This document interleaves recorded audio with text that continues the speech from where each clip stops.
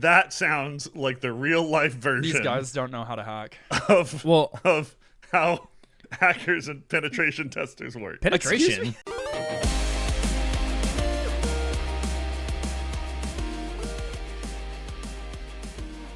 Welcome to New Game Plus. This is a retro gaming podcast where three guys spend 7 days playing one old game and then we talk about it. My name's Dustin. My name is Kenny. Nolan. And this is episode 527.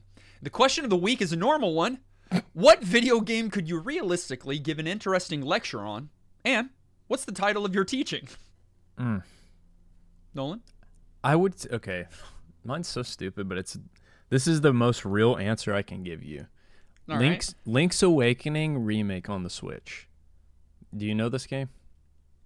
Well, yes, you speed ran it. Yeah, and the title would be How to Speed Run Link's Awakening on the Switch and Not Be a Virgin. So I would approach it from a practical standpoint and say, look, this game's really sick and it's a really easy speed run, and I would also give people like dating tips. See, I feel like the second part has to be taken care of before the first part begins, because if you start with the first part, like in you're not going to get to the second part. That is why you would attend this lecture, because it is flipping. It's not too late for you. It's not too late for you. Run this game. Yeah, and I really do have a stupid amount of knowledge about that game and how to speedrun it, and like that's the dumbest thing. That's the first thing that came to mind because it's true, and I was upset with myself. Like, I want a better answer than that. You already had it locked down before you started speedrunning that game. That was my point. Yeah. And here's the thing. I would say that your knowledge of both of those topics are probably outdated at this point. I know. It would be like, if you attended the class, it would just be so that we could like play video games, honestly. It would just be like a video game club. Kenny. Okay, Professor. well, you got to get people to attend your lecture. And so you got to clickbait them at least a little bit with the lecture title. And I am still, unfortunately, I guess, playing The Bazaar like as my primary game at the moment. I know. The fact that you're disgusted with yourself means you should stop playing it. Well, yeah. So it would be one of these two things. Here are the two directions you could go. I could make it a tutorial on my favorite character. It'd be called something like, "What's the secret sauce to Big Mac?" Character's name is Mac. Got to throw that pun in there. I love the title, Kenny. Right. People would attend that. Yeah. Or I could lean a little more philosophical, a little more life coaching, a little more self-deprecating and reflective, and go something like life lessons from a loser on how to lose and still win. And first what's of all, the win component? I was going to say, first of all, you're not a loser. Kind of unclear. Dustin doubled down. No, okay, yeah, I also agree. You're not a loser, first of all. Read your Second notes, of all, Dustin. Read your notes. I see it. Yeah, okay. It's in all caps. But I was asking legitimately, what is the win component that you would be addressing?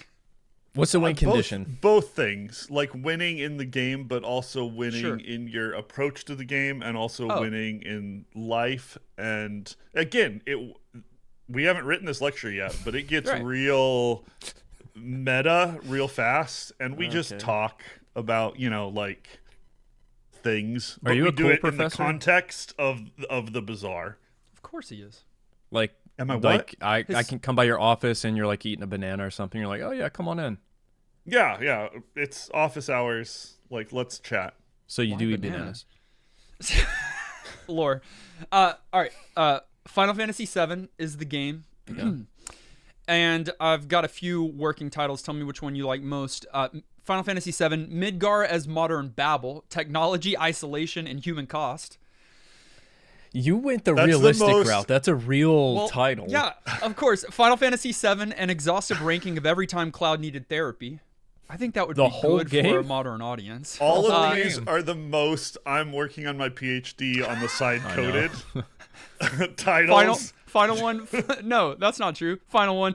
Final Fantasy VII. The Buster Sword is visual theology. Yeah.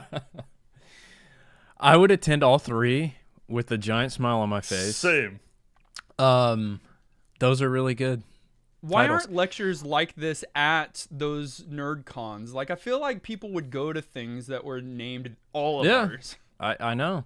Maybe we should fill that space.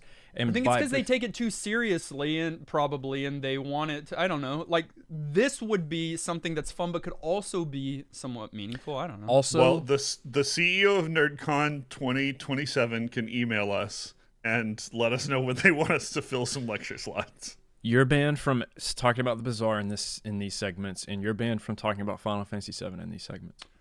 To be fair, on a game about what is, a question on what game are you going to do a lecture on, that is the time to talk about the games that we... Fine. tend to I'll talk allow about too that much. one. Next week, though, if I hear bizarre, Yeah, that's fine. things are going to Or get Final bizarre. Fantasy I'll give a lecture next time on... Never Don't say mind. chess. We were I gonna- will We smack were going to make you. it weird. No, I was going to go back into... It was going to be Sarah Kerrigan related, and... Oh, I'll and- attend. Because, yeah, but then everyone would show up. All right. Doesn't look like we're going to be teachers. Maybe we'll just settle for breachers. Like in our retro game of the week, Uplink, Hacker Elite. Overview. Uplink Hacker Elite was developed and published in 2001 by Introversion Software. It was published in North America by Strategy First. I have never heard of any of their other games. I'm assuming all PC and niche. This was a small team, and I actually think this game is considered an indie game. Quick question. Should you sit this episode out? Oh yeah, if y'all are okay with it, I'd love to. Kenny, we're going to have to do some heavy lifting here. Nolan's didn't not even coming say in with the anything. Nolan's not coming in with the energy I didn't even say anything yet needed. about this stuff. We all saw his first play. I actually hacked my way into his brain this week.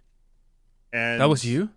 Yeah, I extracted some information about your opinion on this game. Tried to replace it with a higher opinion, Inception. but yeah, you got better security than I can handle. Yeah, I have a Firewall. firewall. This is a hacking sim / hacking sandbox game. Definitely the first I've ever played in my life, and the first on the podcast, unless y'all hit me with something right now that I forgot about that is similar to this. But I've never heard of this genre, and I've never played a game like it.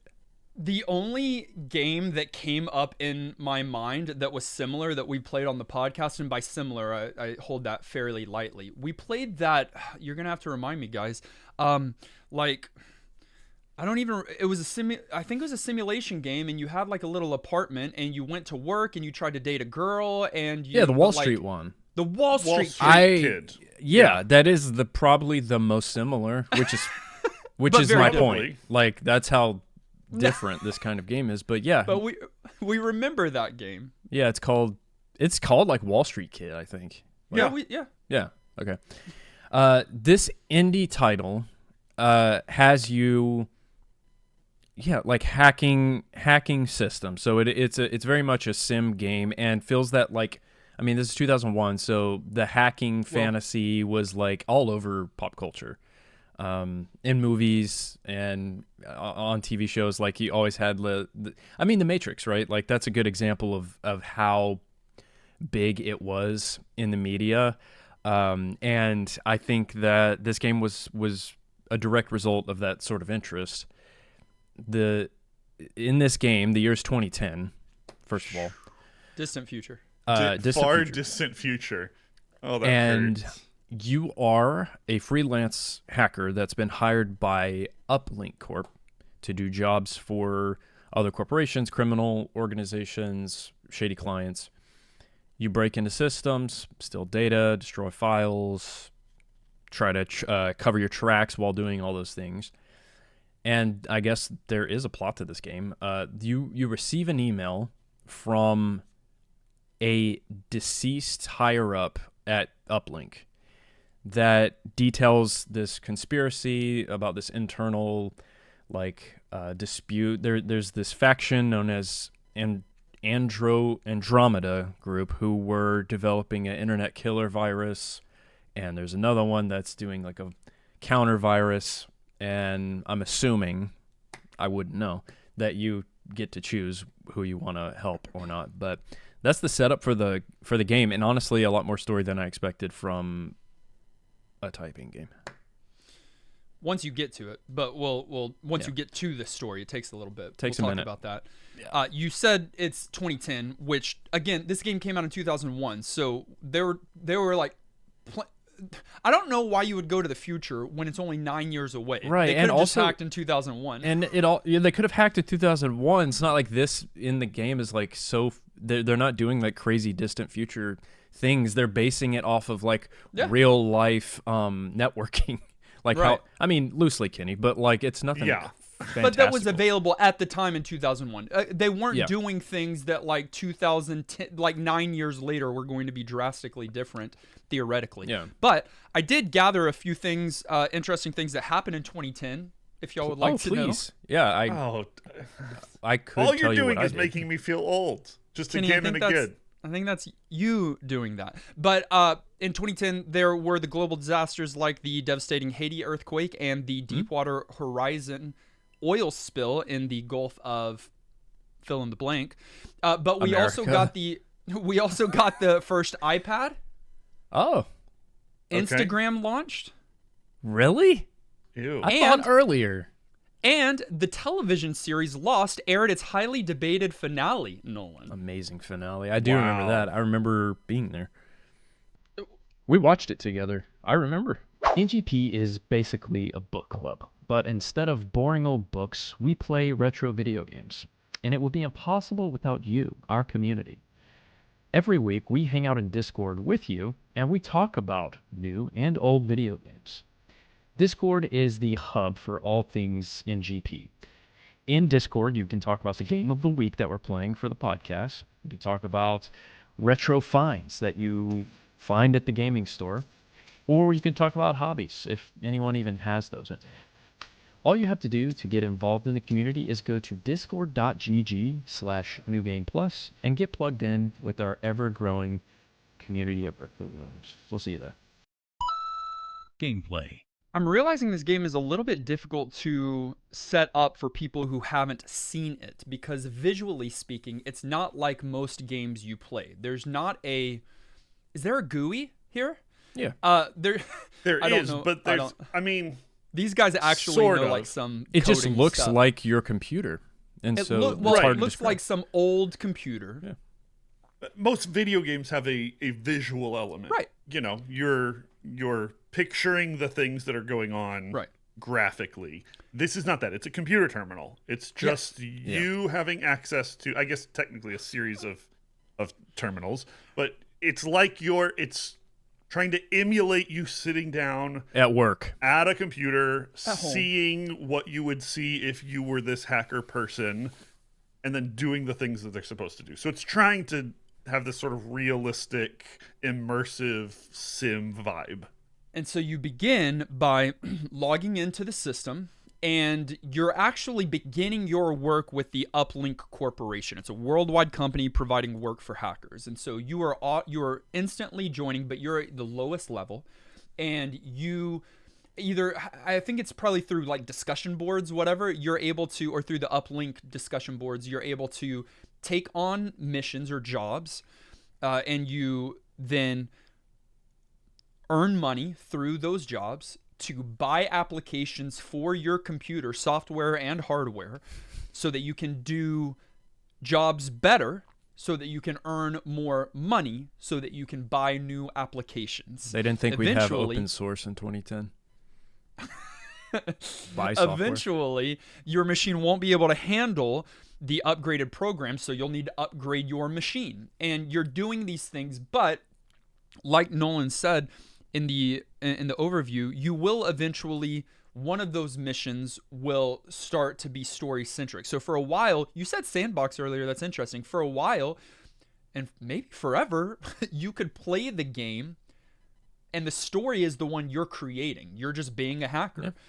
But once you accept certain missions and complete certain missions, then it kind of sets you on a story trajectory that you can do while you're doing other missions. But it's a simulation game. So it's not the first and foremost thing is not the story itself. It's simulating the experience of being a 2010s hacker. Yeah. Right. It almost reminds me in a kind of convoluted way. I don't know why this came to mind, but it kind of reminds me of Skyrim.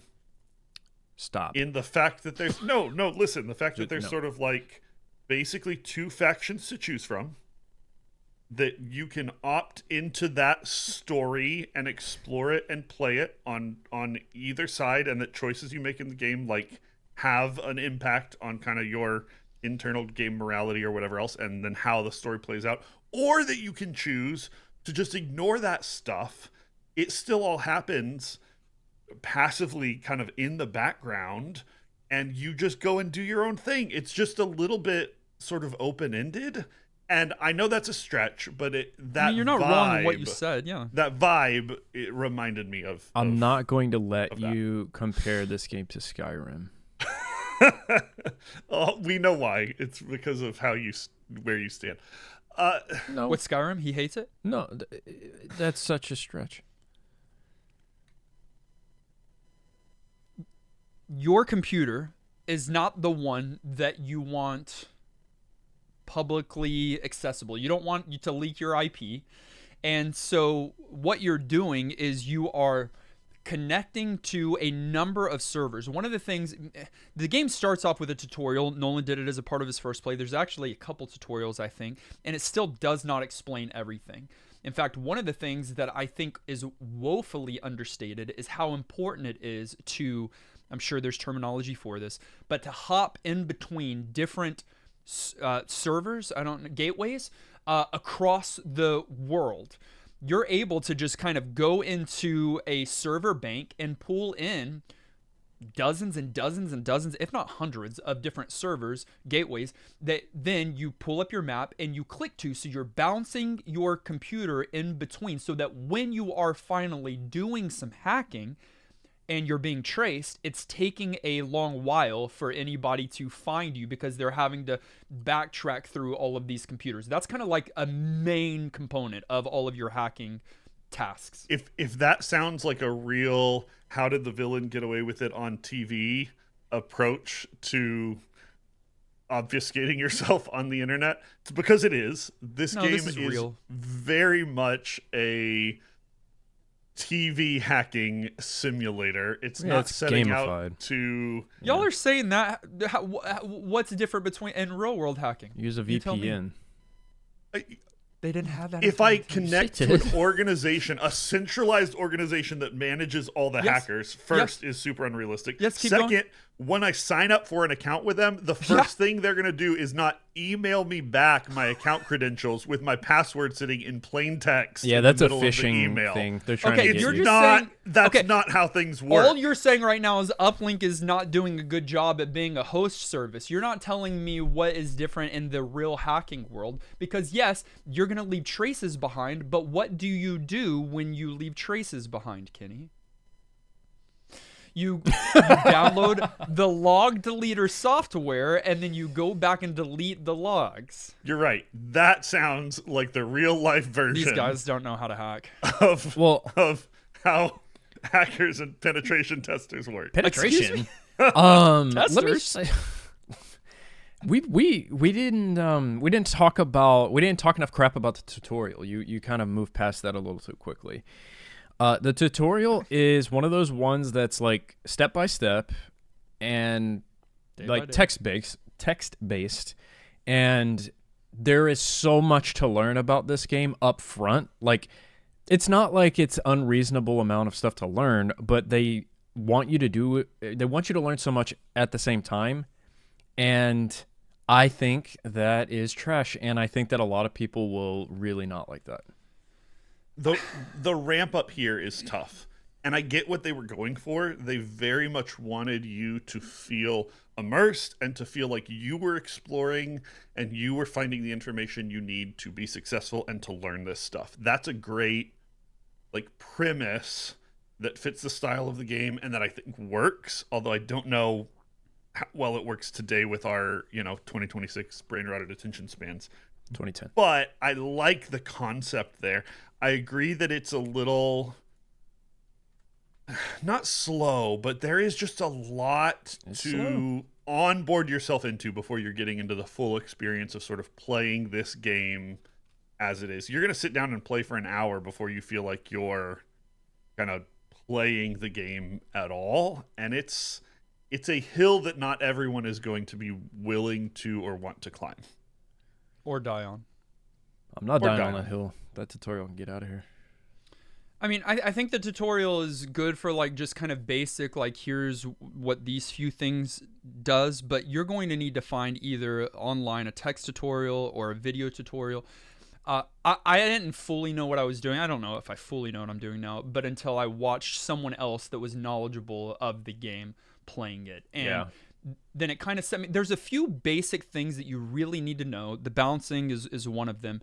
That once you've got those few things down, then a lot of the other stuff is kind of like exploratory, and it's meant to be that way. Like you're supposed to come across a mission at some point that says, and this is early on, I guess, but that you need to break a password to get into the system. Well, I don't have the ability to do that. So I need to, and this might be a bad idea, a bad example, because you might start with the password breaker, but you go to the internal services and you open up the software store and you find software called Password Breaker, and you can change the versions if you need to, but you purchase a password breaker and then that allows you to break into the system. I'm giving a simple example, but that's what you're going to come across. It gets bigger and bigger. So like then there are things that are encrypted, and then there are things that needed a voice code, and that was so much fun. I'll have to tell you how that went. And there's so many other things, but you come across a new problem, and then you've got to go into your store or other resources and figure out how to solve them. That's the basics of this game. Yeah. And that problem generally tends to be, and it's not quite as binary as this, but it generally tends to be you need a good enough version of the software, good enough equipment, good enough whatever, to make sure that you're surpassing the sort of current level of thing that you're doing. Yeah. And so it's a little bit sort of RPG-ish in that there's like development and that you're making choices on do I spend my resources here to improve this part of my kit, or do I spend it over here to improve this part of my kit? And there's no clear, I mean, people who've played a lot of this game may have optimized it, but like it's pretty open for you to improve certain things about your experience before improving other things. And I do think that's really core. What we haven't talked about that I think is the most core mechanic of this entire game, though, is the fact that all of this is happening in real time. So there is a clock, and you're also on the clock for how quickly you execute these hacks, because no matter what, no matter how many bounces around the world you have, no matter how good your software is to see if they're backtracing you or not, there is this sort of constant time pressure of, I don't want to get caught doing this thing. There's going to be really bad consequences if I do. I need to go in and figure out all this stuff. I need to do it fast. I need to do it efficiently. I need to problem solve, but I need to do it under immense time pressure. And it's that sort of stress management sort of time puzzle solving that I think is the main sort of driving piece of the gameplay loop here, which works for some people. I think of games like a Papers, Please or something like that accuracy and speed and like go and it's high intensity and you got to do it totally works for some people. But if you're not into that, this game is going to stress you out to no end. You can also speed it up too, right? If you need to wait on something. So they give you like agency over that. You have control of time, which feels a little bit overpowered for being a hacker. Well, no, that's normal for simulation games. And yes. as far as my experience, the only time you're going to use the speed up, you're not going to do it during your missions because that's going to be detrimental to you. You're going to do it in between your missions. You've, like I said, you've kind of got that mission database where new missions are populating as time goes on. Well, you've got to be a certain level to be able to accept certain missions. And so there was some times where I didn't have any missions available to me, so I needed to click fast forward and wait until some missions became available for me. Yeah, and like that part, the progression part, I actually think is done quite well. The way they, because a game like this, it's like, how do you manage difficulty level and progression? And I think honestly, this is how you do it. I think they did it the best you can. And like the memory capacity thing for your in your memory banks, I think is a good way to like show how you need to upgrade and make progress there. So like, I think that was actually executed quite well. And you're right, Kenny, the time pressure is like a major component in the missions. I just think that like the amount, so back to the tutorial, earlier you said that you can kind of like sandbox it or whatever, and you can't unless you have to learn how to play the game. And so you can't just like explore, in my opinion. You'll have to inevitably look up something like you were saying. So it takes so long to get to the point where you can just get into a flow and start making progress. I mean, you can. You'll just hit a wall of not Firewall. being able to. I mean, a literal, like progress wall where you would have to then dig through and find those answers. And they do provide them in information within the game. But you have to read every single thing and pick up a clue here and then go try a thing, possibly fail at it. Like, you could learn to just play this game on your own, but it's going to take a lot of trial and error. You're going to be caught a bunch of times until you get a sense of those mechanics. So I'm with you. I think realistically, go watch a tutorial or something, beyond the game's scope if you're really wanting to learn to play it and not suffer through all of that. But some people are into that. Some people want that, like, I've been thrown into this problem and I need to figure out how to solve it with the information that's provided to me. I like that they did that. And early on, you can be caught and it's not incredibly detrimental. Like, you'll get a slap on your wrist a few times because you're not doing huge missions anyways. And then you'll get fined, and then you need to pay your fine. And you might get like a warrant out for your arrest. Like, that's escalating things. But eventually, if you do something bad enough or noticeable enough or Super too many illegal times, you get disavowed from Uplink and the game is over. So it's a very unique system in that, like, you can't save at any point. It's kind of just saving as you go along, and you can't revert to a previous save. Once you get disavowed, it's game over. Oh, your run's over. Your run's over. And you got to start a new identity. You have to create a new account. Okay. And so, like, yeah, it's all, I don't know what that terminology is, but like those games that Kenny and I have played, I mean, we've all played them, but like where you're delving down into a cave or whatever, and then you die and it's permadeath, and then you have to start your run over with the knowledge that you now have. You're making me realize this should have been more of a roguelike than what it is, because it is linear. Like, if you start a new run, it's going to be some of the same missions, right? So if this would have been different, where it's, hey, I'm going on a run, and maybe there's meta progression, and then there's random challenges and things you have to do. Yeah, that's the way to. That's the upgrade format it for sure. that I'm interested in. But yeah, interesting. There was I've got to tell you about how my run ended. Okay. Oh, was it a long one? Like, you had been playing like a long... yes, this was my second account. My first one I lost relatively early when I was trying to explore and figure things out. My second one, I got pretty far. But here, I'll admit this. I played on that one. I don't really know what the time was. I guess the end screen shows, but a couple of hours. And as far as I know, I hadn't started the story, which is, again, a unique thing. Yeah. Because also, what is unique about this is even if you don't take the story missions or start the story continues without you. And so, like, you'll see it populate in the news and things like that. Like, the story will happen one way or another. But in mine, I had a mission to hack into someone's bank account, to record and then leak their account balance to the corporation that was paying me to do that, right? I logged into this guy's bank account, right? He had over $1 million in there. Bezos. So I completed the mission. But I needed some hardware upgrades. Did you steal a bunch of his money too? I needed to upgrade my gateway. I needed some more memory. And so I had written down his bank account information. And I gave it a couple days in game. And then I put up all my firewall protection and I logged back into his bank. And I made a transfer of over $1 million to my bank account. Subtle. Real subtle. Yeah, not even a partial. The full thing.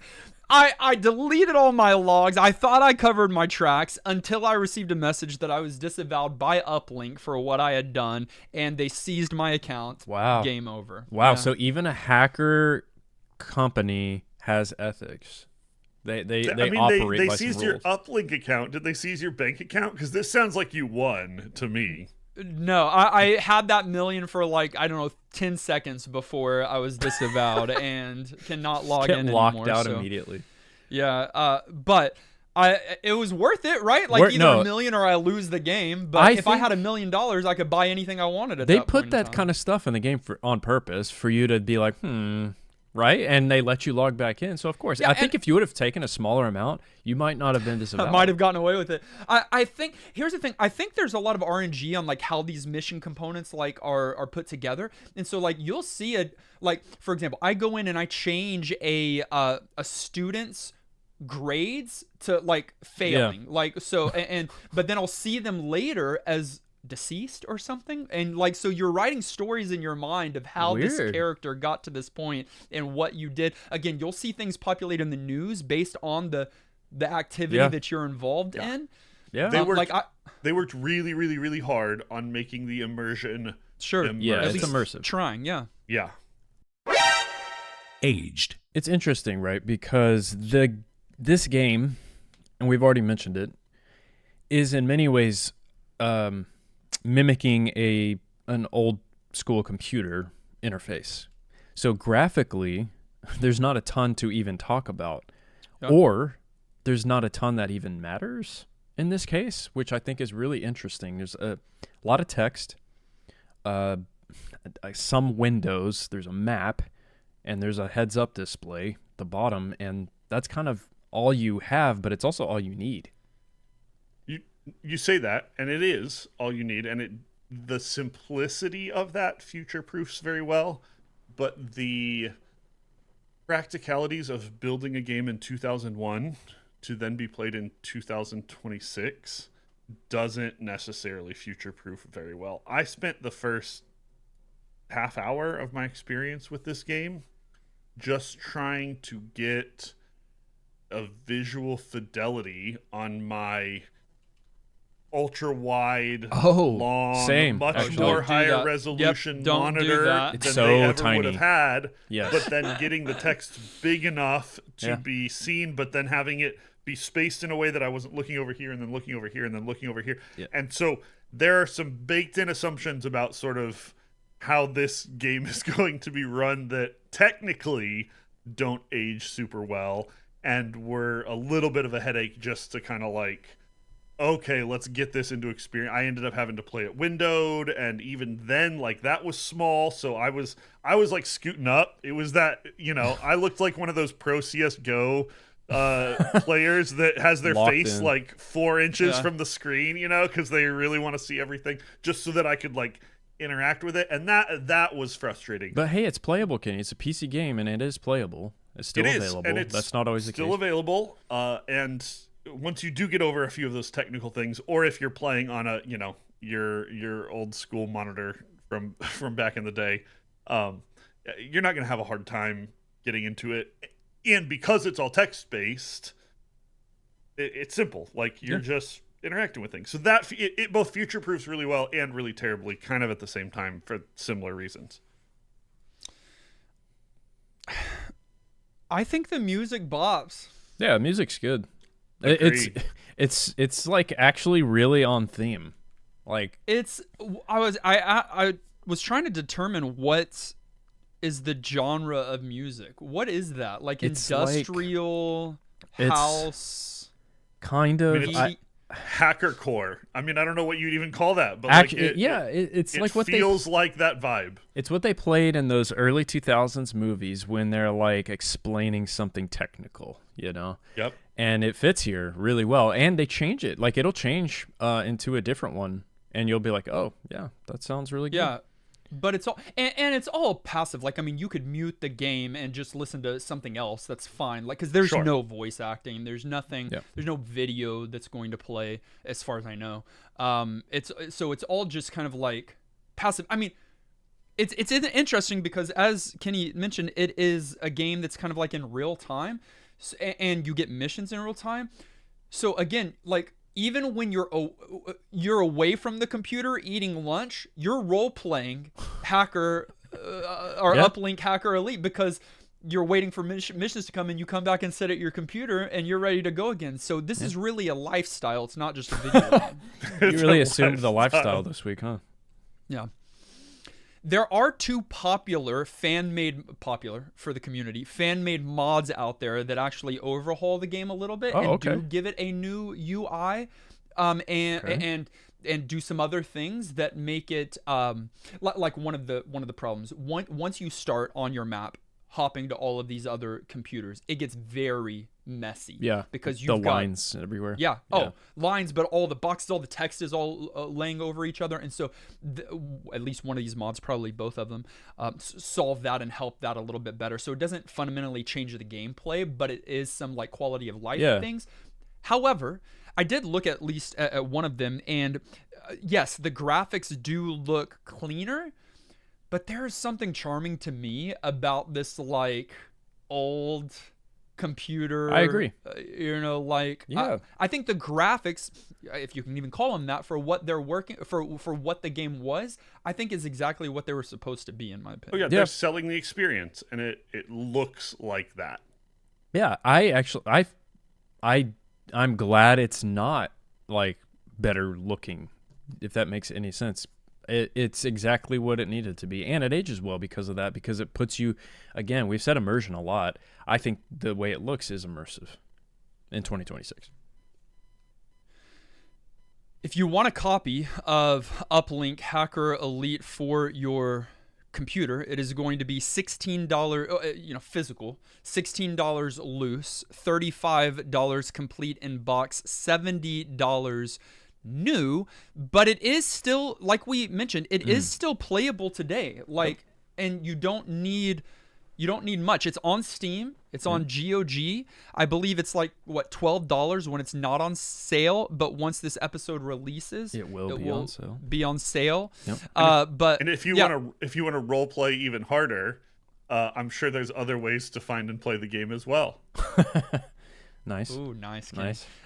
Look, it's on sale right now on GOG for $3.59. Oh, that's interesting, GOG. great.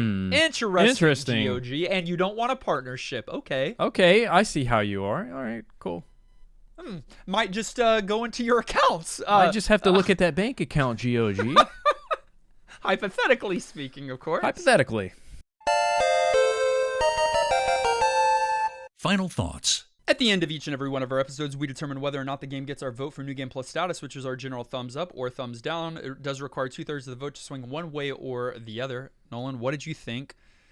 We already know about Uplink Hacker Elite.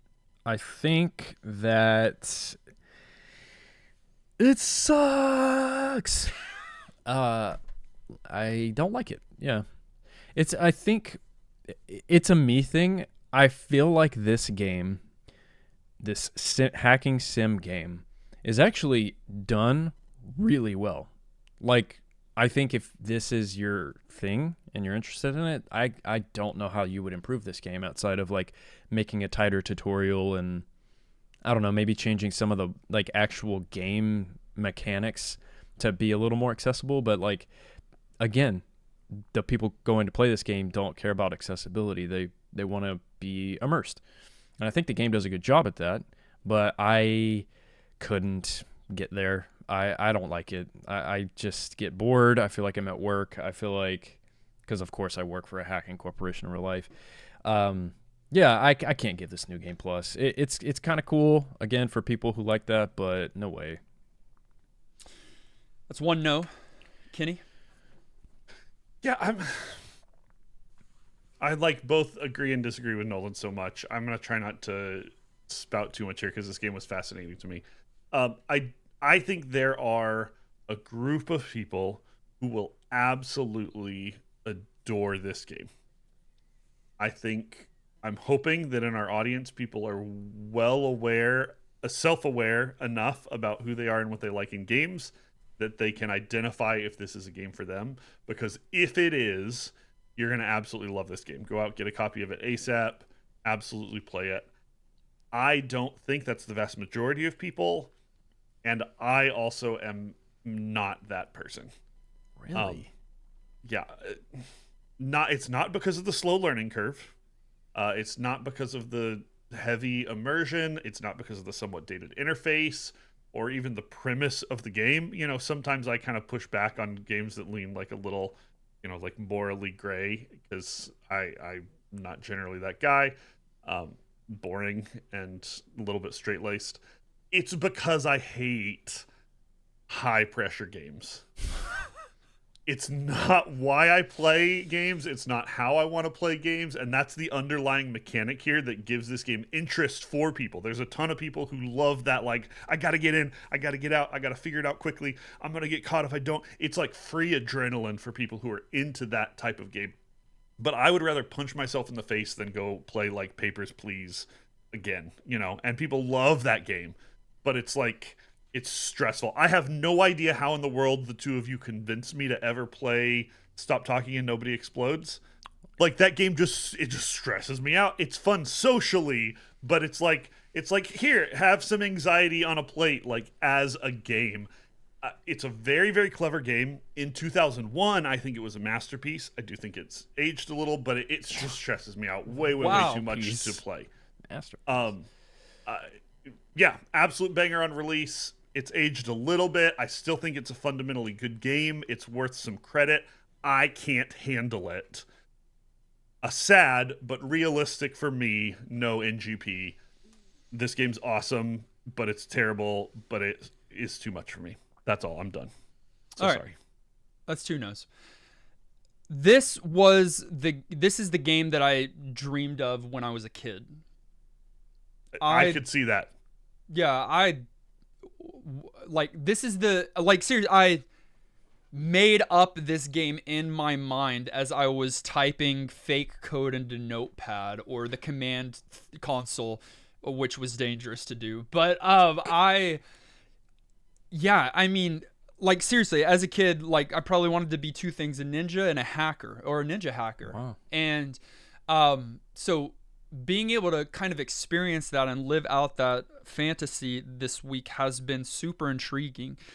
It is some heavy lifting required up front because, as we've talked about, it is convoluted, especially in 2026, maybe when you're even less familiar than maybe 2001 people were with some of these ways that maybe computers and systems and maybe even PC games worked. But after I did the heavy lifting, man, yesterday's session was really, really good. That's the one that I explained to you how it all ended. But I think I'll play it some more. I want to get to the story. I'm not surprised. I've learned my lesson now. I'm not gonna steal $1 million from someone's bank account. There are ways to do it in this game. You say that Neopets in your past. Hey, I know. Oh, wow, that tracks. Says that you're not reformed. Hacker. And so I'm just going to play it slow and steady this time through, and I'll stream it. This is not a... well, I don't know. Anyways, I had a lot of fun. It's such a unique title. It's imperfect. I don't think it was a masterpiece in 2001 or in 2026, but it was incredibly enjoyable. But at the end of the day, it reminds me of Doshin the Giant. What is explained? Okay. Doshin the Giant, for as much charm and fun that I saw in it and had with it that week, couldn't and didn't give it my vote for New Game Plus status. Yeah. Because the stretch for should people play it outweighed the fun and the charm and the other things like that. And that's the same here. Like, this is not a game for everybody. It's for a very small subset of people. I'm amongst that crowd. But I can't recommend it to most people, and the fun doesn't like tip that scale enough. So I'm also not going to give it my vote for New Game Plus status, but there will be 2 games that live in my mind and heart, and it's Doshin the Giant and it's Uplink Hacker Elite. Your mind is strange. That means that if you do stream it, I want to watch. Okay. Uplink Hacker Elite is not New Game Plus certified. But what did you think? On our YouTube poll, this is such a unique thing. 3% said yes, it's worth playing today. Yo. Another 3% said no, go play something else. Wow. Okay. Split decision. 94% have never played it before. Not surprising. No. Indie game. In 2001. You're heavy on the indie. Like, that's, yeah. Yeah.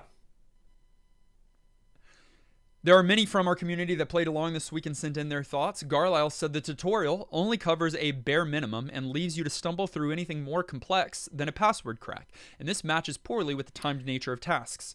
Without looking for advice from veterans, you'll struggle to figure out how to extend that time, and the game barely explains how to cover your tracks to avoid straight-up game overs later in the game. Did we mention the only saves are autosaves?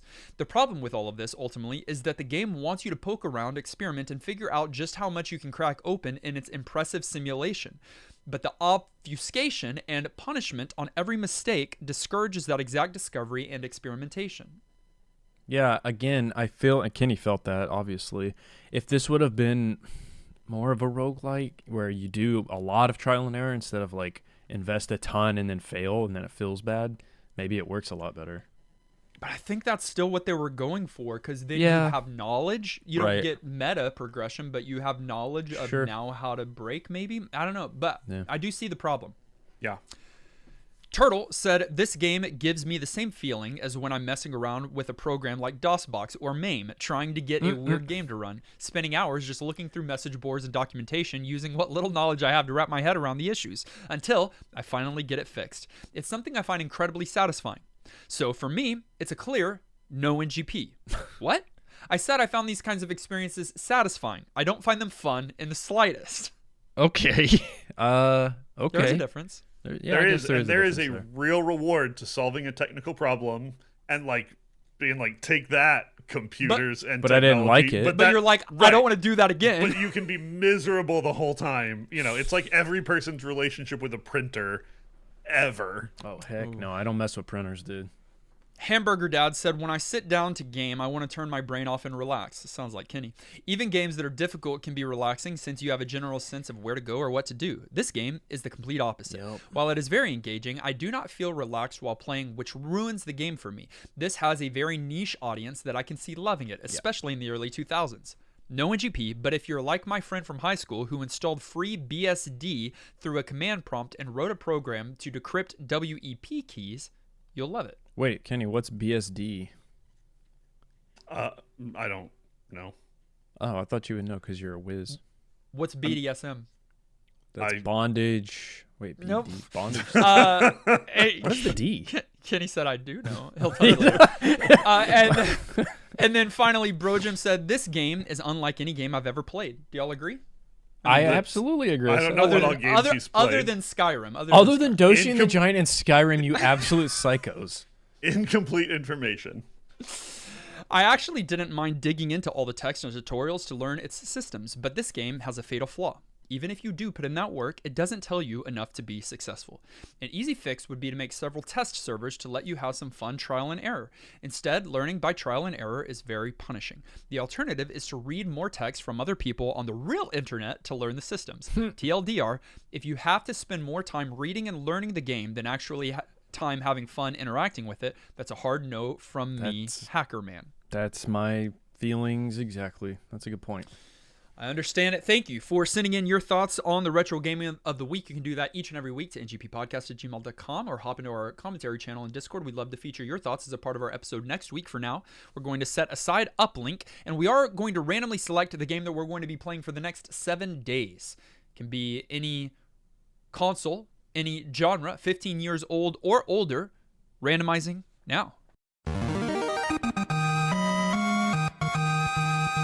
We're going to the year 2008, 2 years before we were hacking into systems, and before the Haiti earthquake, and before the Lost finale. 2008, what console are we playing on? Both of you give me a guess. 2008, we are playing on the Wii. No, we're playing on a PlayStation. Correct. We are playing on the Nintendo DS. That's what I said. We were close. Dual screens. Get your stylus ready. Yeah. Is the only difference between 3DS and DS? Shut up, Kenny. Is the only difference the 3D-ness? Yeah, the 3D slider and the capabilities of the console. Sure. Yeah. We are playing a role-playing video game. Really? On the DS? Not a ton come to mind. I mean, there are a ton. But I'm curious. Is it a JRPG? Yeah, but no. Yeah, but no. What does that mean? Well, I need y'all to understand that JRPG doesn't just mean that it's an RPG from Japan. JRPG is a very specific genre. It is not a JRPG. I know that. I'll tell you if this is a JRPG or not. Okay. The game is an enhanced version of the 2006 titles and is part of a 4th generation of the series. Okay. And it's not a JRPG, by the way. The player controls either Lucas or Dawn and begin with one of 3 provided by Professor Rowan. 3 what? The game was 3 something. The game was developed by Game Freak. The publisher is the Pokemon Company. For the next 7 days, we're going to be playing the game Pokemon Platinum. Boys, it has been a minute since we've had a trad Pokemon game. A trad. Minute. Our last we talked about this on our last Pokemon, but we usually get 1 or 2 Pokemon a year. Yeah, between director episodes or and pulls, other things, right? Our last one was not too terribly long ago. Pokemon Mystery Dungeon Red Blue Rescue Team. That was for the Nintendo DS as well. Oh, weird. Wow. Okay. But our last trad. Dude, I know. Have we played? I don't know if we've played a guys. Wait, our what? last trad was episode 94, and was what? Pokemon Red Blue. Wow. In fact, that is our only trad. Right. We've played some of the spin-offs and the non-traditional ones, but we have not played many of the just straight up mainline games. Y'all, Platinum's good if I remember correctly. Good. I think I only know the first 151.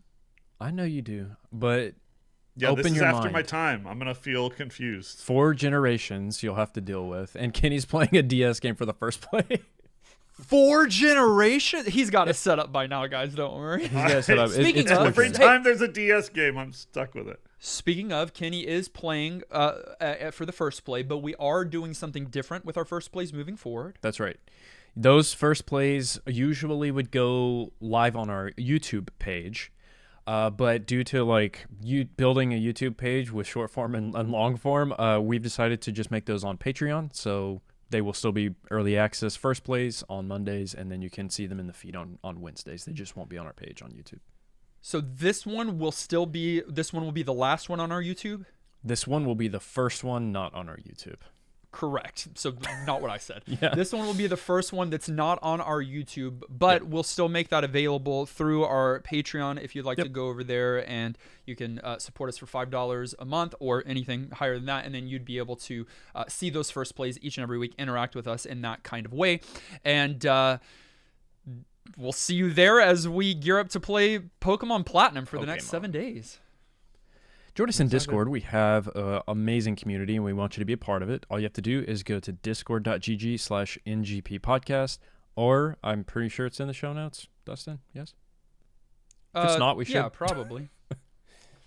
You already headed over to patreon.com just to make sure you have access to our beautiful first place. But you'll be joining the likes of many supporters of the show who do use patreon.com to give our vote of confidence on a monthly basis as your favorite retro gaming podcast. So we want to say thank you to Jeffrey, who is joining us as a patron for the first time this week.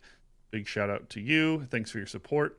To our director level supporters, Sasser and Siegfried, of course. Big thanks. Truly appreciate all that you guys do. And to our many producer level supporters as well, we also want to say thank you. In fact, we appreciate you enough that I'm going to keep you on a list of people that Dustin's not going to hack ever, since Oh wow, you're safe. he's so dangerous. So Unless you're safe. The rest of the world, take notice. He's learned some things. Unless you have $1 million. If you have Yeah. $1 million, I'm going for If it. you have $1 million, you're just in trouble because Dustin's out there. In I the went wild. for the exact amount. I didn't even. You I just want wiped the him I out. want the entire amount. Full Make no balance. mistakes. Enter. So these people are safe from Dustin's hacking attempts. Alex, Antonin, Artemis, Chuck, Austin, Scott, Band Nerd, Ben, Brojim, Champagne Vinaigrette, Craig, Dagony, Flombus, Garlisle, Harold, Hey Brother, Infinite Knife, J. Robert, Jake, Justin, Justified, 01, Kaldaka, Clint, Levi, Maxima, Megatread, Miss Muso, Mystic, Not Enough Dog, Retro, Alex, Sagen, Scotty, Shane, Shauna, Snake Medic, Spinny the Jet, Swaggy Taco Fish, Tibbs, Timmy the T, Unbedavable, William Main, Zachary, Zekal, and Zion. Truly appreciate all of your support. You can follow us on our social media, Facebook, Twitter, TikTok, and YouTube. Links are in the show notes. Listen directly on any podcast provider of your choice, and make sure you subscribe so that you are the first to get new NGP episodes. And while you're at it, please leave a kind rating and review. Our episode artwork was created by our friend Dave. Our video episode was edited by our friend Dylan. Our audio episode was edited and produced by our friend Dan Willett. Join us next week as we play Pokemon Platinum. And I will say, get out your sunscreen. Sun's coming. That's out. all we'll say. That's it. It's gonna be hot. Oh, that's all. That's fair. That's all. Lather it Until up. then, I'm still Leon the Professional. He probably doesn't hack. I'm still K3NNXXY. Is that your agent number? Nolan's And- confused. Okay, and I am still looking for a Silent Hill 3 copy, so hit me up. And this has been New Game Plus.